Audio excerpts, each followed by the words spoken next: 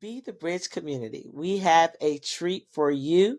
Oh. I have someone that maybe you've heard of her, or maybe you've seen her at some of the Be the Bridge events. But I have Oh. Tomesha Faxio. She is a self-taught documentary photographer, and she's dedicated to portraying and centering the Black experience. She specializes in portraits of Black women and women of color. Tomesha strives to tell authentic stories that both inform and inspire.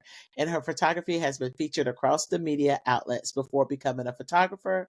Tomesha was a lawyer, working as a legal counsel for Spanx. She is a graduate of the Spelman College and Vanderbilt University, a JD in law, and now lives with her husband and two daughters in Atlanta, Georgia. Let's welcome Tomesha. Thank And you so much. I'm so glad to have you here. And I mentioned that, she tells authentic stories. So if you've seen a lot of the Be the Bridge photography, guess what? Yeah, Tamisha yeah. did it. All of my headshots. All of my headshots. Ooh, yeah, we Um, go way back, right? Tamisha did it. She did it. And then there was one, the last one that we put up, we had people vote on which look they liked. And I had like on an orange jacket. Right. Now, Yes. you guys, if you saw that post, Tamisha created that. Okay. So it's so great to have you on. I know you've been talking about this for a while, and I think it's so creative, and I think it's something that Thank you. our audience would definitely enjoy. But Tamisha wrote a book, and it's like what do we call these, photography book? So people will call them coffee table books. I call it a photography book. Yeah. Documentary photography book. Yeah. Yes, listen, it's definitely going on my table. It's so beautiful. Yay. You guys, you have to get this. And listen, we have Oh, a lot of women of color that follow us, but we have a lot of white women and white men who have transracial yes. children where this is also their story and they can Yes. learn from this. It's called Wash Day. And it is beautiful. It is beautiful. And you have got to get this book. When it came, I remember you talking about it, but I was like, okay, Yeah. how is this gonna, like, I didn't know Yeah. like how to pitch. And then when it came, I was like, brilliance, just brilliance. I mean, how You're does it feel to a have blessing me. this? To have this now, you are someone. Okay, so originally, let me go back, you guys. When I met Tamisha, a friend of mine, we have a mutual friend, Amina, Mhm. Amina Brown. She actually, um, when I moved back, I was looking, I needed to get some headshots, and we were Yeah. having an event, and I need a photographer. And she sent me like two or three people. And she said, this person is really good at events and, all these different things. And so I connected with you then. You were still at Spanx and Yes. doing photography on the weekend. Yes. Yes. Yeah. And we actually went to the Spanx headquarters and actually did the filming at that point. You did the filming. And the Buckhead shops. Yep. Shops Buckhead. Yeah, Mhm. yeah. And Mhm. so what has happened? Man, man, what a journey. I when I think back to those days, this feels so full circle Wow. because it was a hobby at the time Uh-huh. when I took your pictures. It was a hobby. It was something Right. that I had started doing. I became interested in it because I was dabbling in different creative things. I, at some point in my career as a lawyer, started to become kind of, it wasn't feeling Yeah. like the thing. And I started dabbling in all sorts of creative things. I even took some art direction classes, copywriting Mm. classes, just to kind of figure out what this itch was. Mm. One day I was at a friend's house for their daughter's birthday party, and I was like, I feel like photography might be my next little thing I might try. That day, both of them, it was a husband and wife, they disappeared for a second. I didn't know where they went. Then they reappeared with a camera. And I just thought that they were showing me a camera to give me an idea of what I should buy. no. They were like, do you want this camera? And I was like, oh yeah, this looks like a good model. It's a Canon. I've heard those are good. Sure. Uh-huh. And they were like, no, no, no. Do you want this camera? I'm like, no, I cannot accept this. No, no, no, no, no. They were like, no, we believe in you. Like, please take this. We're not using it. Wow. Like, just take it. I'll just say Wow. that started it all. It took away any excuse I had to wait until I could get a camera. It took away any other reason for me not to get started. Mm. I immediately started taking pictures and started putting the work out there, which is a very vulnerable thing to do, especially for someone who came from a law background and everything just needs to be so perfect. Right. I was just putting it out there. People began to respond to it, and it was clear that there was something there. So that's kind of what started it all. Wow. So what was the thing that took you into law originally? Whew. That took you into law? So I was a psychology major in college. Okay. I enjoyed that, but I decided that I did not want to pursue a PhD. It just Mm-hmm. didn't interest me. And just to be perfectly honest, other friends of mine were going to law school. Tell the truth. Just tell the truth. Tell the truth and shame the devil. I was not one of those people who grew up watching Claire Huxtable and was like, I want to be her. I mean, I wanted Uh-huh, to be her, uh-huh, but not as it didn't occur to me. uh-huh. Being a lawyer was never something that I even thought to do, but Okay. it was an option that other people were pursuing. This sounds crazy, but it is. And I knew that I wanted to pursue higher education and I just Mm-hmm. wasn't sure. So it was like, let's just give law school a try. So she went to How? Vanderbilt, went to law Vanderbilt school, Law passed School. the bar, and was working for Spanx. Yeah, yeah. And actually, And funny enough, I ended up working for one of the top firms in Atlanta when I first came out of law oh school, wow. which was You just all stumbled in very there. You just just stumbled upon it. stumbled upon. Yeah. And I will say that I like school. Okay. I love learning. And so I enjoyed law school. I mean, as much as one can enjoy law school, Mm. it's hard. Okay. So Wow. I enjoyed the process of learning. As I was, engaged in the process of learning, I did develop a passion for it and developed, a desire Mm. to do it. But along the way, when something is just not it for you, it's going Yeah. to the cracks are going to start to show. So for Right. me, I just started feeling really uh, just unsatisfied and just Yeah. wondering if there was more in me. And around that time, when I started having those questions, there were just other creative like desires that just started to sprout out. And I mean, Mm-hmm. I tried clothing design, um, multimedia artwork, calligraphy. Like I was just doing all sorts of things to Oh try to my find goodness. out what is the thing. I love it. I love it. Hmm. But there's so much to learn from that. Like when you know there's no peace about what you're doing, like you were just trying to see and what was gonna speak to you. I know when I first met Right. you and you found out, what I was doing at that time, we were both like, I think this was in 2018. I think it was around Was 2018. it? Wow. It Time. doesn't, I mean, because I moved back to Atlanta in 2017 and I was looking. So that was around 2018 when we first did the first set, and then I think we did Right. another set in 2019. But it's incredible this journey that you've been on, and we're in the space of racial healing. Yes. Has the racialized society that we live in played a role in even in your career transition? I'm so sorry. That laughter. you know, Um, Listen, yeah, how do I say this? Yes. you There have can been so say many it. moments, I have to Hmm. say it, there have been so many moments along the way where I could not help but wonder. Well, some of it I didn't have to wonder. Some of it I just knew how race was playing a role in the development of my career. The types of mentors that I Yeah. had in certain spaces. There were instances where, well, there was one instance in particular, I will not say where I was working at the time, where basically I was training my replacement, a white woman, and I didn't know it. Hmm.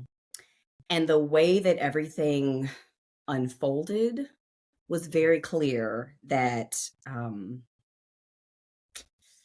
oh my gosh, I don't know how to say. I'm trying to. Yeah, she's trying to be careful. She's like, I am on the Wow. Be the Bridge podcast. I don't really Hmm. know how to say it, but just I How do I say? understand. Okay, I'll say this. I'll say this. There were definite disparities between how I and another Black associate were treated at this firm, the types Mhm, of work we were given, the types of assignments that were provided to us versus some other people who didn't look like us. I'll just say that. And then mhm. there are those little moments along the way that you just kind of look back and go, "Oh, wow, that wasn't Yeah. great." Um, and then many, many, many times I can say that I was undervalued for Mm, sure. Um, I at one job in particular, I had brought a lot of work in house that had been outsourced previously. Had, I believe, saved the company a tons of money. Had done really great work, but was not advancing the way that it seemed others were advancing around me. My reviews were mhm, always stellar. mhm. So Yeah. I think that Yeah. definitely played a role in my desire to look beyond that. And I think Mm, everything works together. Everything happens for a reason. And I think that was one of those initial pushes for me to say, is this it? yeah. Is this Yeah. it? I Yeah. mean, I just wrote another book, Brown Faces, White Spaces, and the reason why I wrote the book is because of stories like yourself.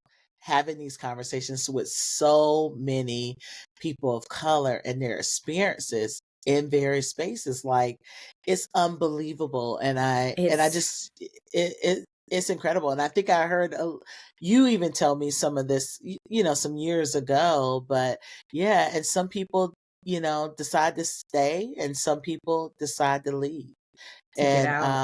yeah, to get Yeah. out because it's not, for them, it's not worth it. But look what Yes. God has done for you now, stumbling into photography and getting her book published by a major publisher, and it's in Yeah. all stores where you buy books, is incredible. But it speaks to your talent. It speaks to who you are. It speaks to your resilience. It really says so much about you, to take those lemons and make lemonade, and we do that so often. I also, do you consider your, you were in legal, you were in justice, do you consider your photography work an extension and a continuation of that justice work? For sure. I Yeah. don't even know that I would have put it together like that, but it really does make sense. I mean, as a Black woman and having had experiences, not just in my professional space, but then just growing up, the conversation regarding hair is just something that's always there for us. I remember when I was first starting out as an attorney, and I wasn't wearing my hair natural back then, but I just Hmm. remember just that unspoken idea that your hair had to be straight to work in these spaces, to work Mm, as an attorney. It was always considered at that time when I was in my early 20s, just unprofessional to even consider wearing your hair mm, in any other way. And so that's mm, something that definitely played around in the back of my mind as I was developing this series.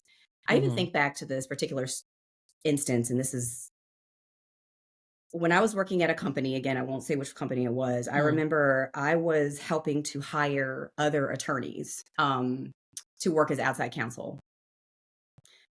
I called on three male attorneys, Black male attorneys who I knew, had all come from the same big firm background I had come from. They all had great training. They were excellent attorneys. Okay, so I called them in for a meeting, and this company, there was mostly white people working there. The owners were white. When they walked in, these three Black men in suits, they're attorneys. Several of the my white coworkers said to me, "Oh wow, they look so intimidating. Oh my gosh, they look so scary." These three yeah, lawyers. Yeah. gosh, I'm just so intimidated by them. Why they just walked in and I was just so scared. I'm like, well, why though? I know why Mm. And just now. pause right there. Pause right there. I want you to pause. And those Yeah. of you who are listening, I want you to let that sit just for a moment, what she just said. Because some of you are probably like grabbing your pearls or your chest and saying, wow.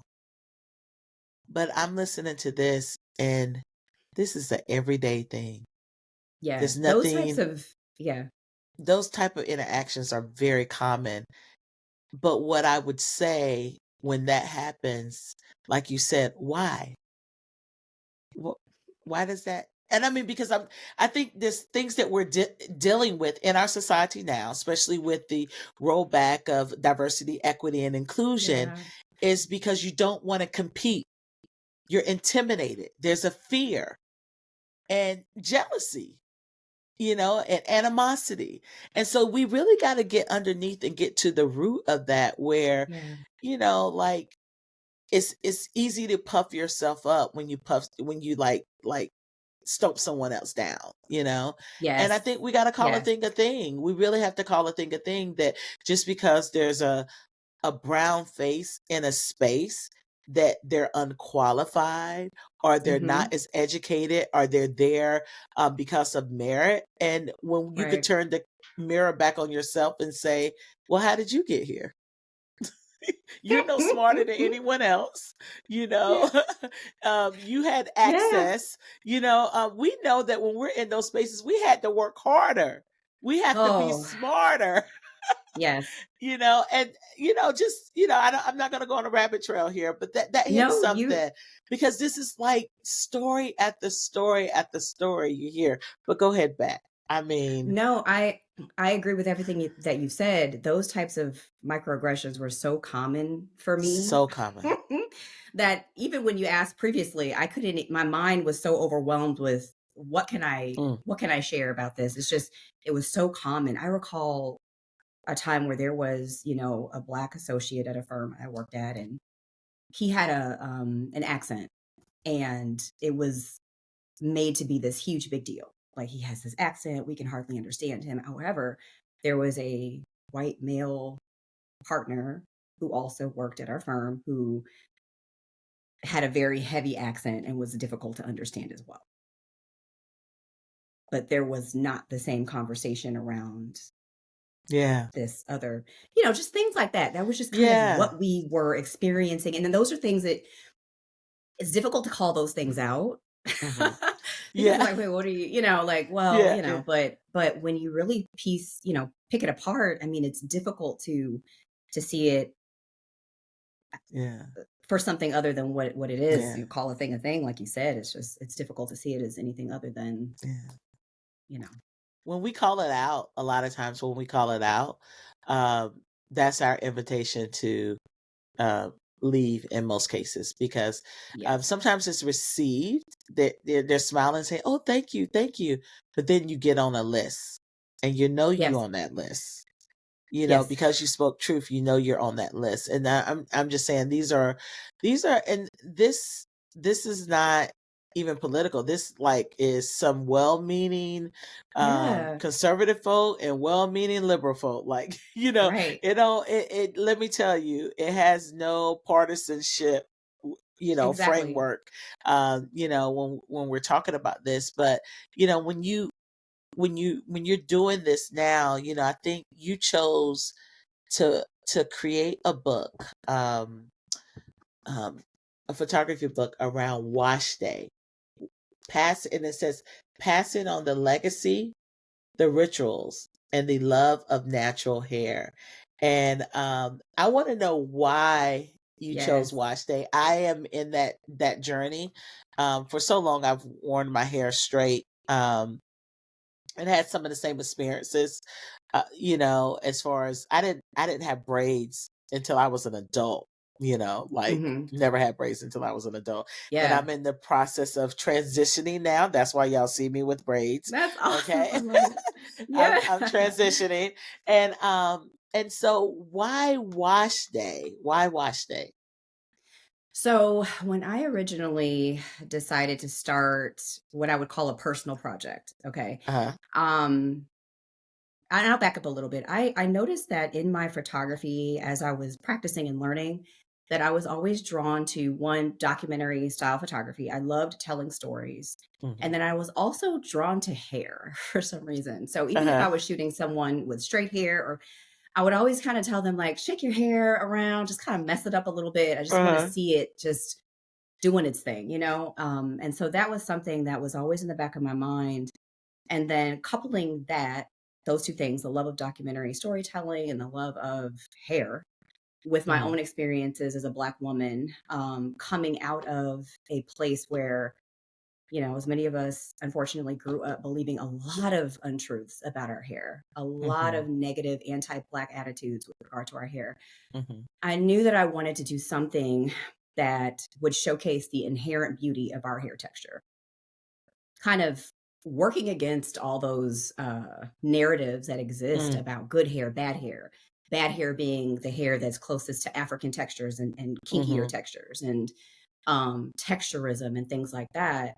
I wanted to I wanted to create art, Mm. something beautiful that just proves, if you will, how Yeah. beautiful our hair is. And I mean, this Mm. is something that I had to learn over the course of, 28 years. Of course, I went natural when I was 28. I was an adult, almost 30 years old, before I had ever experienced Wow. my natural hair texture. Yeah. And that was around the time where the I would call it the second wave of the natural hair movement, Mm.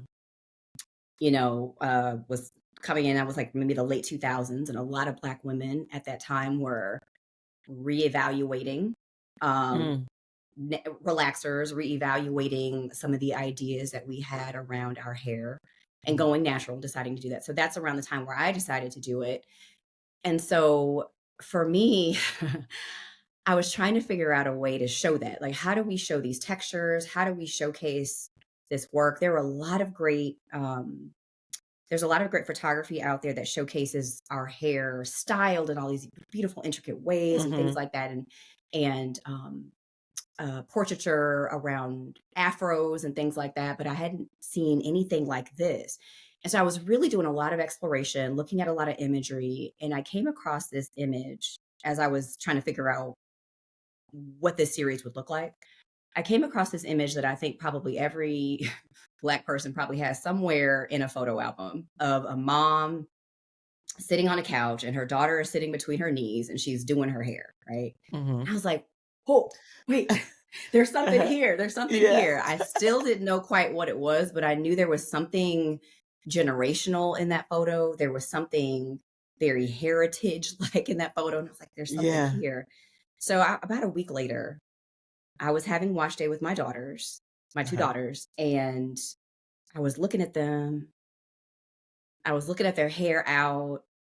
I was thinking about the process that we were about to embark upon, because wash day can be a day, a full day. Right. For us, it's sometimes 1 or 2 days. Yeah. Because you have And it just, two two daughters, yes. daughters, and then sometimes yourself, so you're Well, including yourself. when I, Yes. yes, Her hair is sometimes, very short now. So yes, if you yes. can't see it, she has her hair Hmm. really low. So Really yeah. sure.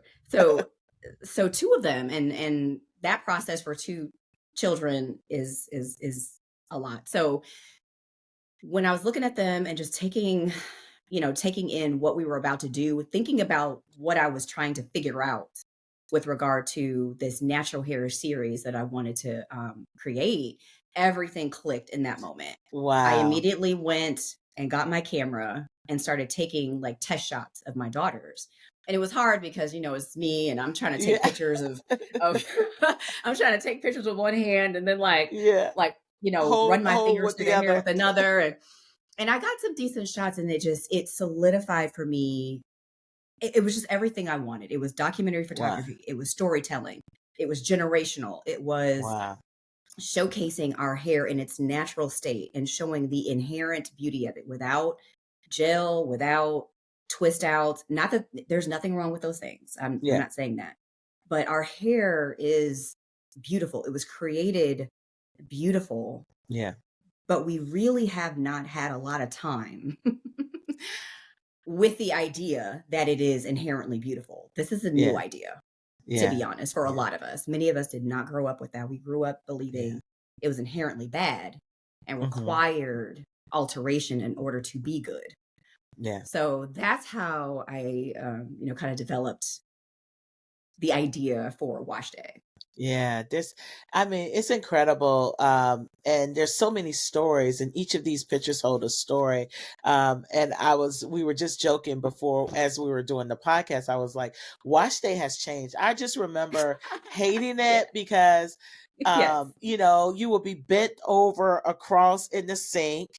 You would get a towel. I see, sometimes, it depends on how, small your child is, you can lay them on the Yes. counter, you know. But I don't remember that. I don't remember. Maybe when I was young, small, and Yeah. I was always afraid of water to go in my face and all of that. Yes. And Yes. I remember that a little bit, but I know once I was one of those kids. I was young when I got a relaxer, and Yes. which people are not doing that as much as they used Mm-mm. to. Right. Back in the day, but I would have to go. My mom would take me to the salon. So I would go I had the whole salon experience as, at a young As a age, kid. Yeah. but Mm-hmm. Wash Day has changed. They have all kind of gadgets now. I mean, I'm like, it's not just a little fold up towel to keep your neck warm or whatever. I mean, it's like in a spa experience now, you guys. Like, Yes. they have these foam things where you lay down where they're comfortable, and these Mm-hmm. capes and all this stuff. I'm like, Yes. they didn't Yes. get it like we got it. No, no. And, that is actually a theme that I do touch on in the book, Yeah. this rejection of the beauty is pain mindset that a Yes. lot of us grew Yes. up with. It was like, well, it's gonna be hard and it's gonna be painful. And sometimes it still is. Like if you look through the book, you will see children crying. You will see the Yeah. tears. Those Yeah. exist. Yeah. And but you have these moms who are trying to avoid hurting their kids, Yeah. Yeah. They're trying Right. to avoid this uncomfortable interaction and trying to undo some of the trauma that they experienced Yeah. getting their hair done. They're Yeah. trying to really rewrite that for their kids. And I loved that and definitely talked about it. There's one mom in particular who it was like, so the child has what I think is called a shampoo buddy. So it is like it's almost like it's a contraption that I honestly can't just Uh-huh. do it justice, but it's got like, a little neck groove. So, her daughter could lay her neck in comfortably. And then she had her iPad on her, right in front of her. Yeah, I And then she saw had a little saw that. bowl with the crackers. Uh-huh. It was just so sweet Yeah. and so awesome and so different from what I ever knew. And like Yeah. you, I think I got my first relaxer at age, oh boy, 3, 2, I don't Oh, know. wow. Before I was old enough to know the difference. Like Yeah. I Yeah. never knew anything about my natural hair growing up because Yeah. it was just so early that I got a Yeah. relaxer. And my Yeah. grandmother was a hairdresser. So and she had a salon in her house. So when I would go home, for the summer, or go to grandma's house in the summertime, I would always wake up to the smell of curling irons and hair grease.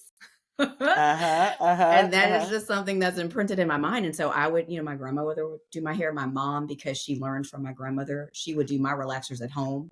So I didn't even really do the salon growing up. It was always at home, Yeah. even though my mom wasn't doing my natural hair. I grew up with her doing my hair. Yeah. Um, Okay. Okay. yeah. Yeah, I was just thinking there's so many stylists now who do both, but Right. some that specifically specialize in natural hair. I know my Yes. stepsister Deanna is one, here in Atlanta. Then a friend of ours, her name is Nicole. She's in Montgomery.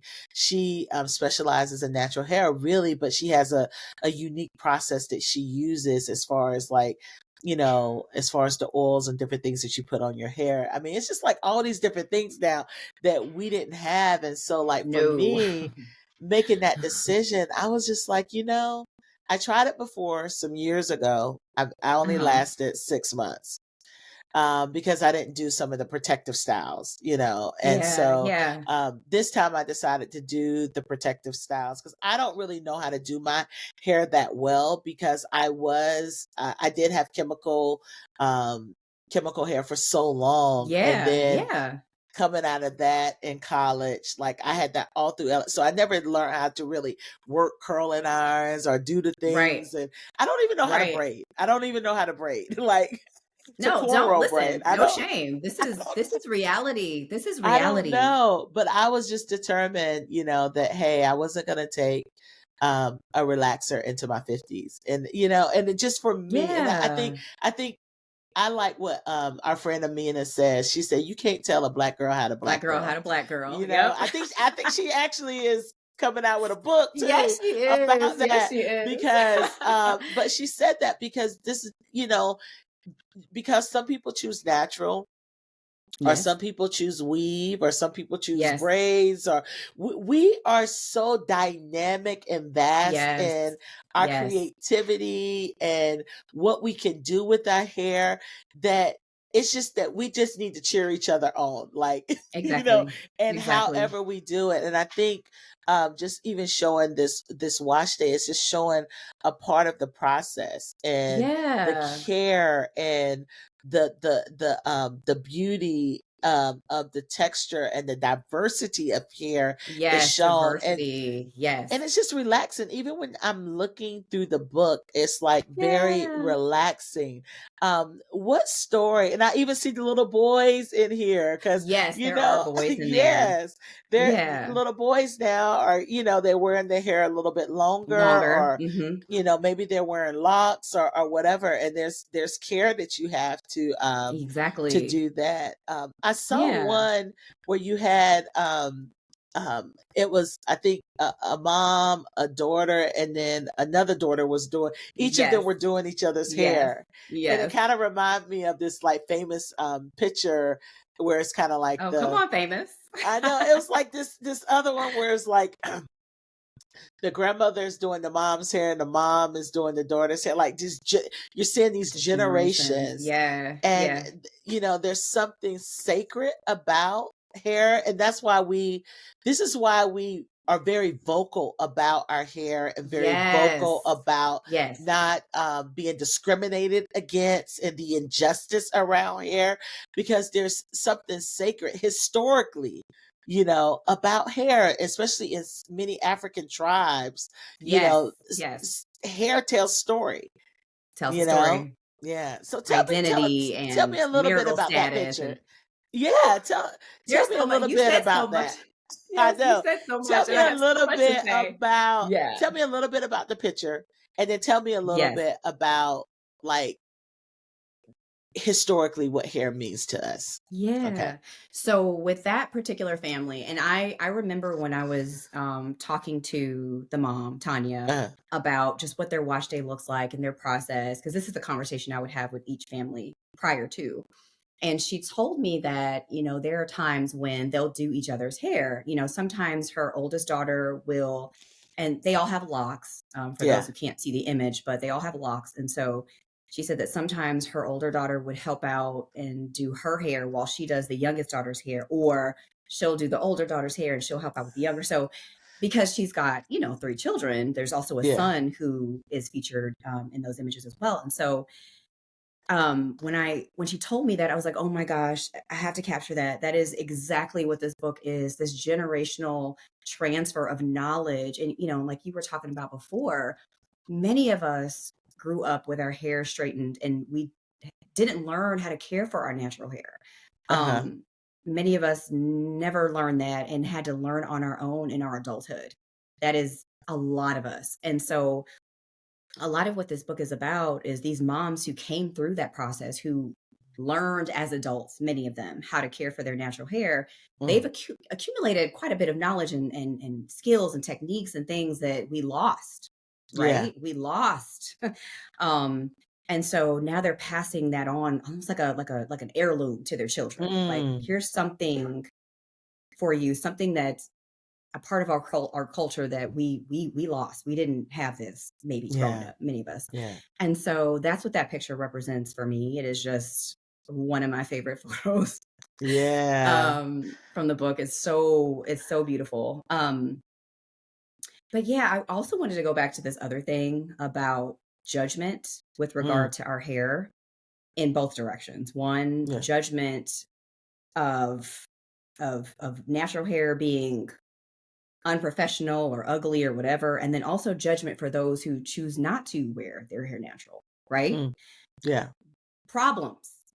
And the goal of this book, and I actually write this in the introduction, the goal of this book is freedom, not Yeah. bondage. That's So right. the goal here is not to tell anyone that, oh, if you straighten your hair, if you do these things, then you aren't Black enough. This is no, Mm. I actually go into detail about that. And Yeah. that is not what I want to do with this book at all. I want us to be free. Freedom is what I'm hoping for comes from this book. Freedom to choose. If you wear your hair straight, Mm-hmm. do it in freedom, not because you feel like you have to in order to be beautiful, not because you feel like if I don't do this, I won't be accepted or my hair is bad if I don't straighten it, right? Right. No, your Right. hair is good. But if you choose to Mm. straighten it and if you choose to do the relaxer, then that's a choice that you can make freely, right? That's what I'm hoping for. So I just had to Yeah. touch on that because I that's love one it. thing that I do not want anyone to take away from this, that I'm judging anybody's Yeah. choices, you know? I love Um, it. I love it. and I love it. again, we are what, maybe 15 years removed from the natural hair movement, or what I call like the second iteration. We had the Black is Yeah. Beautiful movement, you know, and Yeah. it's not that long ago. That It's really isn't that not. long It's ago. not. And It's not. I came across a lot of Black women in 2020 who were going natural for the very first time. And a lot of them because they felt free enough to do so because they weren't going into the office. They Mm. weren't going into those Eurocentric spaces where they felt like they had to wear their hair a certain way. They felt like they had more time to learn how to care for their hair Mm-hmm. because we don't live in a culture that's built around us or our Yeah. practices or Yeah. our, you know, our hair is considered unmanageable and difficult and time consuming because it's Mm-hmm. compared to straight hair. So yes, Right. compared to straight hair, it takes longer to do ours. And so it's written off as other. And so it does take an investment of time to learn how to do it. And so a lot of Black women found that time in 2020 when they were at home. Mm-hmm. And then I've had women tell me that, you know, after George Floyd and all the things that were going on in the summer of reckoning, the summer of reckoning. Yeah. Half rent. Sorry. Half rent. Yes. There were a lot of Black women that were empowered by that. We tried. Come on. I honestly, listen, I'm gonna tell you real quick. That's a whole nother podcast. That's a whole other podcast. It's a whole. Let me move on. Okay. So, well, okay. Let me just say Go this. ahead. There Go was ahead. like Go this ahead. part that I was adamant about putting in the book about that, and my editor was like, "Listen, I get you. I hear you, but I think we're getting off task." She's like, "We're was back like, in. Let's just keep it right, you know." And I was like, you're right. But anyway, there were a lot of Black women who during that time felt empowered and felt this kind of embrace of Blackness and felt like that was the time for them to do it. Like, I feel like this is the time. So we're really not that far away. And there's definitely a lot of us who still haven't made that transition, whether they want to, you know, if they want to make it, maybe still don't feel comfortable enough to do it. So this is a continuous journey that many of us are on. I have women featured in this book who are natural, but are struggling still to accept their texture, right? This is still an ongoing process for us. Yeah. I think I'm going to be in that process because I don't even know. I don't even remember. I was so young that, you know, I don't even remember. My stepsister, she tells me, she's like, you have a nice curl pattern. You'll be fine. You'll be fine. And my hairstylist, Mai, you know, she decided to do it at around the same time. She wears her hair really short. She was Yeah. like, you know what, I'm gonna grow mine out. I'm growing my relaxer out too. So we're on this Yeah. journey together. Oh, that's awesome. So, but I mean, she's already. I was actually going to get my braids out to kind of see where I am. And I haven't even Mhm. done the big cut yet or anything like that. So I'm going to do that. So you guys, you can That's expect to see exciting. something different from Latasha Morrison. But one of the things I saw is the creativity in this book and how people wash hair and the different processes for different things, Yes. because Yes. I didn't realize that locks, there is a different process. Like I hear about the soaking in vinegar Mhm. and then also baking soda. I didn't know Yes. that was a thing. I saw Yes. the picture of them putting baking soda and I'm like, and then the child is up under the chair. Y'all got to see this Yes. book, like Those pictures on are her epic, back. and I yes, was just like, in a back in a bend. back bend. It's amazing. I'm telling you, And we are some creative yeah, people. we are. And I didn't know either. I didn't know about any of that before witnessing that. So I'm walking into these people's homes just learning as I go, and that was Uh-huh. one of the beautiful things about this process. I learned a lot. I Yeah. learned things from these moms that I was able to bring back to my household and utilize with my own children. And I believe that that speaks to just how community centered Black hair is. Mm. One, there is bonding that happened between me and those Yes. families. There's bonding that happens between mother and child on wash Uh-huh. day and when hair is being done. And then there's learning that happens when we get together and talk about this, Yeah. because I learned so many techniques that have made that have made my wash day with my own children so much better, so much easier for myself and for the kids. you know? And they are blessed Yeah. because they have all kind of little gadgets like now with the I remember when I would get beads, it would be someone Mhm. putting the beads on. Now they Yep. have like Yeah. a tool that gets all Mhm. the beads on at one time. At one They time. don't know how advanced they have it. We were on the struggle bus for real with the hair and just the products now, like just when you go into the store, and especially living in Atlanta, we're exposed. I'm Yes. sorry for Yes. those of you who are listening that you live in places where the Black hair products are not as Right. what you would say, you don't have as many choices, Options, yeah. yeah, options, in your part of the country, but there is online, you can order, Thank but I goodness. mean, we Yeah. just have so many options now that we didn't have growing up, and just even the men that also know how to do the hair too. And when I go get my hair braided, I'm seeing men in there getting twists and all this stuff. Like Right. sometimes the Right. men are there just as long as we are. Like this is like Yes. definitely a shared experience sometimes, Exactly. within the family, especially if all the family have locks, or Have if they long wear hair. twists Yeah. and long hair and stuff like that. So Yeah. I am so proud of Yeah. you. I want to Thank know, you. you know, I think your book is also a creative way to support the Crown Act. And this Yes. is a way to push back against discrimination. Is this part of the impact you wanted the book to have? And I'm going to share a little bit of information for those who are listening who haven't heard of the Crown Act and why it exists. It's just another way to kind of like dispel some of the mystery or the lack of understanding that people have about Black hair. Yes, I thought a lot about how to incorporate. Well, I didn't really have to think about it. As Yeah. I was writing these stories, there were Uh-huh. several of them where I could have talked about the Crown Act. But in Uh-huh. order to keep from being repetitive, Yeah. I chose one particular story where there was a woman who experienced um, some commentary from a coworker, Hmm. right, with regard to her natural hairstyle. Um, and that was a perfect segue to talk about the importance of the Yeah. Crown Act. Honestly, I find it highly unfortunate that we need legislation. Exactly. I was when I was looking at it and reading it before this thing, I was like, the fact that we even need this is Fact sad. But that this is what living in a racialized society does. Like, exactly.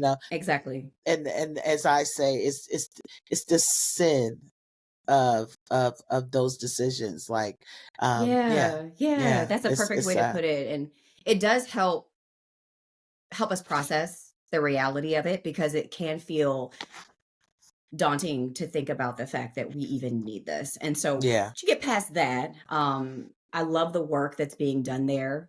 I mean, there's obviously still work to be done, but my Mhm, hope for this book was to, not only showcase the beauty of our hair, but then just kind of instill a sense of pride in us, in our people, in our understanding of who we are and what beauty we have naturally. mhm. And hopefully to be something that people can share, and artwork that can be put out there to just remind people of the beauty of our hair, the acceptance that our hair should have in this country. And not Yeah, only just the texture of the hair, but the hairstyles. yeah, That's kind of the bigger piece, because I know that's where things get a little yeah. shaky for some people. It's like, yeah, your hair is natural, but you should wear it like this, or it should be worn this way. But there are some hairstyles that are culturally representative of who we are, and we should be able to To wear win those those. styles. Yeah. If our hair had been accepted from the beginning, I just Mhm. don't think these are conversations we would need to be having. Yeah. And you But have it's to been understand why it wasn't accepted from the beginning, exactly, and what yeah, is it being compared to? You gotta, I mean, really right. interrogate the why, Interrogate. Yes. really the why Yes. under these things. So when you have thoughts and opinions to come in your mind, say why? Why am I thinking this Why? way? Why Yes. am I so concerned about this other person's hair that's on their body? And why Right. can't I just drink my water and mind my business? Like, Right. And that, I like, will say, that was one of the things that when I first started writing the essays for this book, they were going to be these very short little, I mean, uh-huh. little tastes.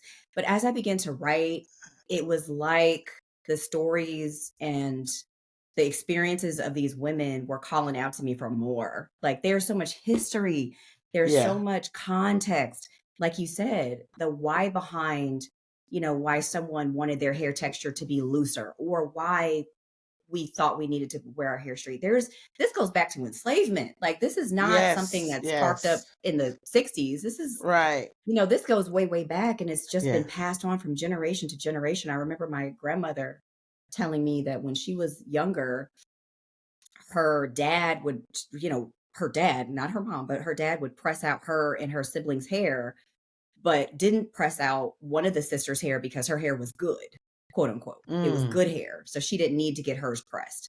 And Mm. this is generational, you know, Yeah. passed on from generation to generation Yeah. from the earliest of days, I know. So I know.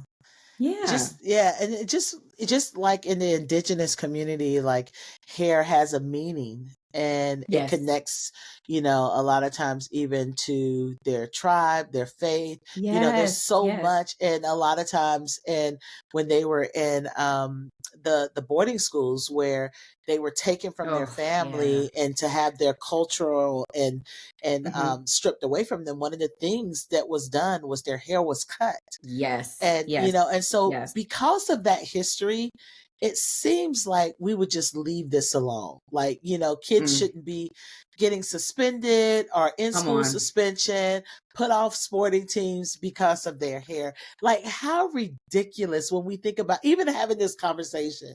It's like, how ridiculous is that? And for those of you who don't know, the Crown Act was created in 2019 by Dove and the Crown Coalition, in partnership with State Senator Holly J. Mitchell of California, to ensure that protection against discrimination based on race-based hairstyles by extending statutory protection to hair texture and protective styles such as braids, Yes. locks, twists, and knots in the workplace and in public schools.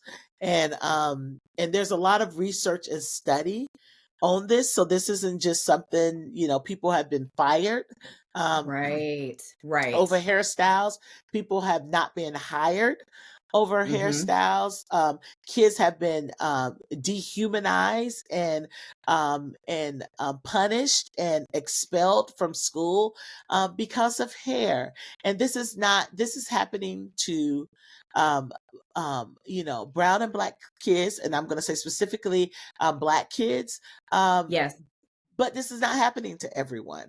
And so this is why this is important. So you can read up on that, thecrownact.com.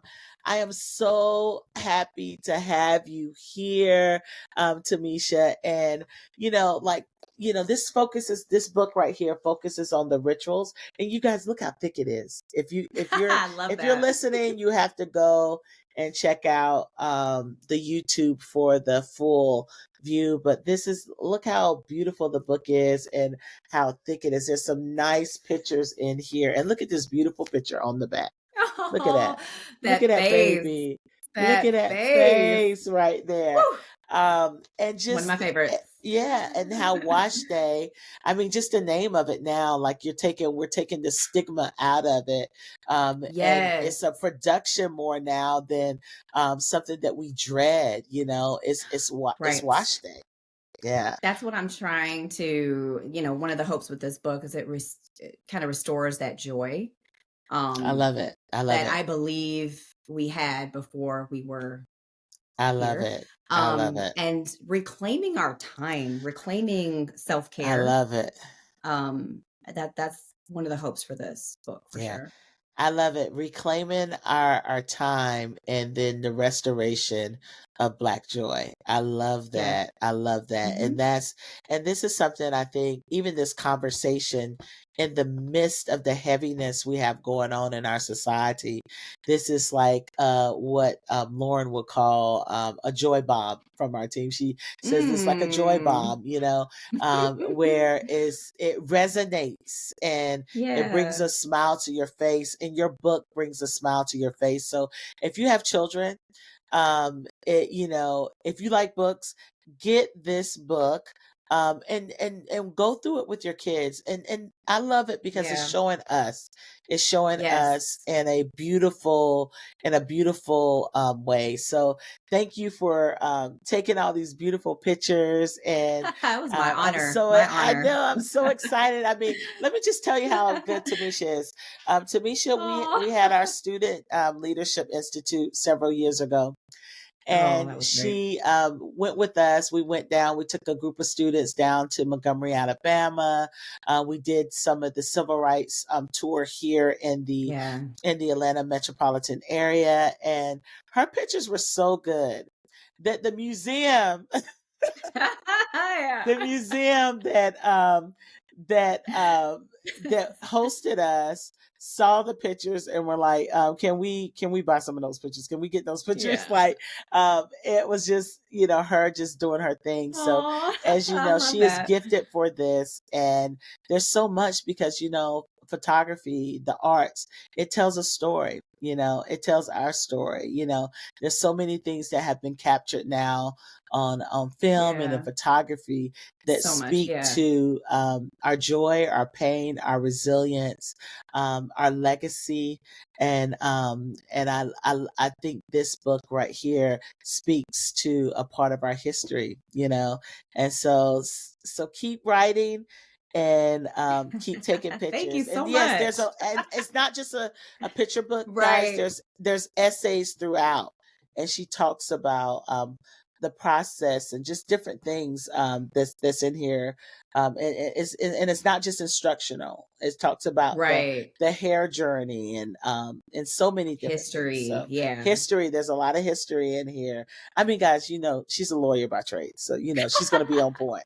She's going to be on point. So yeah, so it's been great having you Oh here. my gosh, this has As been you amazing. as we exit out, give me um one word, and give me something. Let me know something that is bringing you hope in this moment right now. Oh, you hit me with a curve. I just slid that in, You you know. know, You thought it was can this over. is this one word or is this a, No, you can I don't. give a little? You can give more Okay. than one word. One word. You can give more than one word. Just I will make it brief though. The children who were captured in this book, seeing themselves and being able to see their responses to that has given me uh a level of gratitude that I can't even express in words. Well, I really can't, Wow. because I know they have something that we did not have. We did Mm, not have yeah. our hair represented in this way, and that gives me hope for what they'll then teach their kids, and Yeah. I believe it'll just get better from here. Yeah. So good. Well, thank you so much for joining Thank us on you. this side of the Be the Bridge podcast. Yeah. You may have seen her behind the camera at our events, but now she's on Right. the other side of this. So thank you so much, and thank you for all that you're doing for the community. So you guys, thank you for listening to the Be the Bridge podcast.